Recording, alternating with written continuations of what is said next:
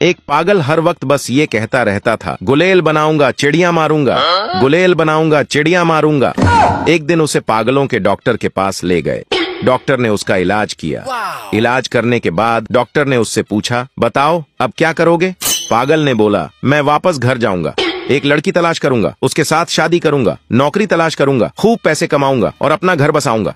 Doctor ने बोला, शाबाश, बहुत खूब, और फिर क्या करोगे?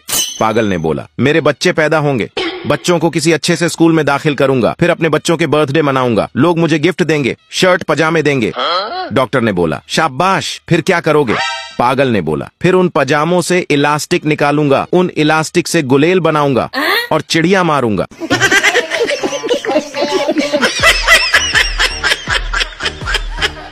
मजीद ऐसे फनी वीडियोस देखने के लिए हमारे अकाउंट को लाजमी फॉलो करें।